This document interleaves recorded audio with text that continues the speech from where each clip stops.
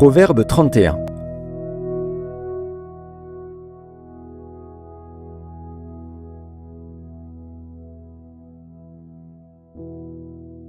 Paroles du roi Lemuel, sentences par lesquelles sa mère l'instruisit.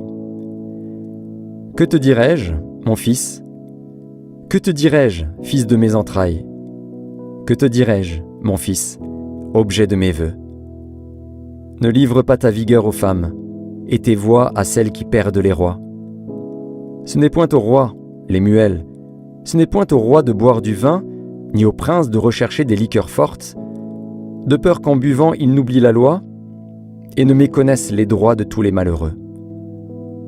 Donnez des liqueurs fortes à celui qui périt, et du vin à celui qui a l'amertume dans l'âme. Qu'il boive, et oublie sa pauvreté, et qu'il ne se souvienne plus de ses peines. Ouvre ta bouche pour le muet, pour la cause de tous les délaissés. Ouvre ta bouche, juge avec justice, et défends le malheureux et l'indigent. Qui peut trouver une femme vertueuse ?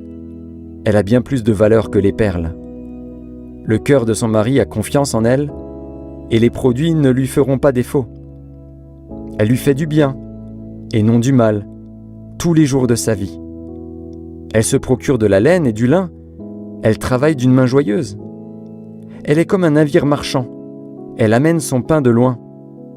Elle se lève lorsqu'il est encore nuit, et elle donne la nourriture à sa maison, et l'attache à ses servantes. Elle pense à un champ, et elle l'acquiert. Du fruit de son travail, elle plante une vigne. Elle ceint de force ses reins, et elle affermit ses bras. Elle sent que ce qu'elle gagne est bon. Sa lampe ne s'éteint point pendant la nuit. Elle met la main à la quenouille, et ses doigts tiennent le fuseau. Elle tend la main au malheureux. Elle tend la main à l'indigent. Elle ne craint pas la neige pour sa maison, car toute sa maison est vêtue de cramoisis. Elle se fait des couvertures, elle a des vêtements de fin lin et de pourpre. Son mari est considéré aux portes lorsqu'il siège avec les anciens du pays. Elle fait des chemises et les vend, et elle livre des ceintures aux marchands. Elle est revêtue de force et de gloire, et elle se rit de l'avenir. Elle ouvre la bouche avec sagesse, et des instructions aimables sont sur sa langue.